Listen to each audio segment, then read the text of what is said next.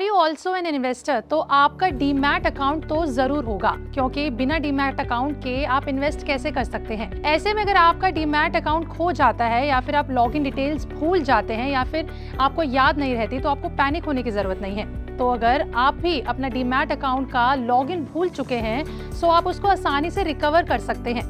इसके लिए आपको बस कुछ स्टेप्स को फॉलो करना होगा। देखिए, किसी भी इन्वेस्टर को अगर equities, derivatives, currencies, stocks, mutual funds में टैकल करना होता है तो डीमैट अकाउंट होना बेहद जरूरी होता है।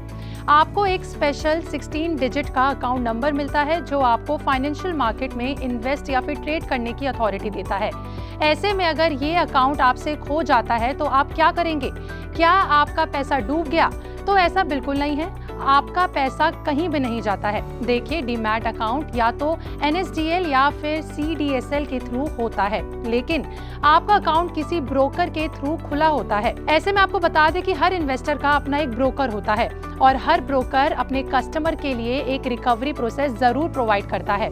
इसमें ब्रोकर जैसे कि Zerodha, Upstox, ICICI direct, HDFC securities etcetera, इनमें से कुछ भी हो सकता है। लेकिन अगर आप अपने ब्रोकर का नाम भूल जाते हैं तो आप ईमेल या फिर SMS के जरिए भी सर्च कर सकते हैं। जैसे आप डीमैट, CDSL या फिर NSDL या फिर ब्रोकर का नाम डालकर इसको पता कर सकते हैं, या फिर आप चाहें तो ब्रोकर के कस्टमर केयर या फिर ईमेल पर जाकर भी उसका पता कर सकते हैं। उनको इस सिचुएशन के बारे में बता सकते हैं, अपडेट कर सकते हैं। तो फिर आपके कुछ डिटेल्स आपसे वो जरूर मांगेंगे, जैसे पैन कार्ड या फिर बर्थ डेट या फिर रजिस्टर्ड मोबाइल नंबर या फिर आपका ईमेल ID। उसके बाद जब आप वेरीफाई हो जाएंगे तो ब्रोकर आपको आपका DP ID या फिर क्लाइंट ID प्रोवाइड करेगा, जिसको आप यूनिक डीमैट अकाउंट नंबर भी बोल सकते हैं।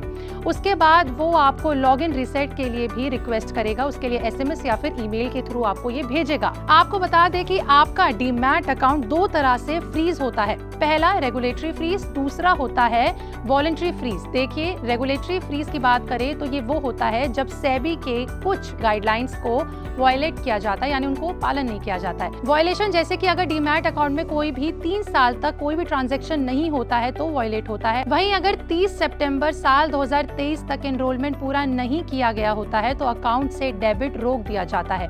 दूसरा ये कि रेगुलेटरी बॉडीज जैसे RBI, ED, CBI आपके डीमैट अकाउंट को फ्रीज करने का फैसला तब ले सकता है अगर आधार कार्ड जैसे मैंडेटरी डॉक्यूमेंट सबमिट नहीं किए तो, या फिर कोई लॉ वायलेट होता है तो। यदि आप यात्रा या फिर अन्य कारणों से अपने डीमैट अकाउंट तक नहीं पहुंच पाते तो वो वॉलंटरी फ्रीजिंग होता है। रेगुलेटरी फ्रीजिंग और वॉलंटरी फ्रीजिंग के बीच का अंतर तो आप जान गए होंगे, इसलिए आप ब्रोकर से अगली सूचना तक अपने डीमैट वाले अकाउंट को टेम्पररी रूप से फ्रीज करते हैं। इसको यही कहते हैं वॉलंटरी फ्रीजिंग। एक बार खाता फ्रीज हो जाता है तो उसके बाद चाहे वॉलंटरी फॉर्मेट से आप रेगुलेटरी रीजन के थ्रू किसी भी तरीके से लेन देन की अनुमति आपको नहीं मिलेगी। आखिरी में ये कि अगर आपका डीमैट अकाउंट इनएक्टिव हो जाता है या फिर हो गया है तो क्या करेंगे? तो देखिए, इसमें आप चाहें तो जब आपका अकाउंट काफी लंबे समय तक इस्तेमाल नहीं होता है तब आपका अकाउंट फ्रीज हो जाता है। ऐसे में इनएक्टिव या फिर डोरमेंट भी हो सकता है। ऐसे केसेस में आपको अपने ब्रोकर से कांटेक्ट करना होगा, जो आपको एक रीएक्टिवेशन फॉर्म देगा जिसको आपको फिल आउट करना होगा और उसके साथ आपको कुछ जरूरी डॉक्यूमेंट्स भी सबमिट करने होंगे। डॉक्यूमेंट्स जैसे कि PAN card, Aadhaar card, passport size photo, cancel cheque या फिर आप चाहें तो अपना बैंक स्टेटमेंट भी दे सकते हैं। इन सभी डॉक्यूमेंट्स को आप चाहें तो ऑनलाइन या फिर ऑफलाइन दोनों तरीके से सबमिट कर सकते हैं। फिर आपका वेरिफिकेशन होगा, जिसके बाद 2 से 5 दिन के अंदर आपका अकाउंट एक्टिवेट वापस हो जाएगा। तो क्या आपका भी डीमैट अकाउंट है या फिर आपका भी डीमैट अकाउंट खो गया है तो हमें कमेंट में लिख के जरूर बताएं। वीडियो अच्छी लगी हो तो लाइक शेयर करना बिल्कुल ना भूलें और हमारे चैनल पैसा लाइव को अभी सब्सक्राइब कर लें।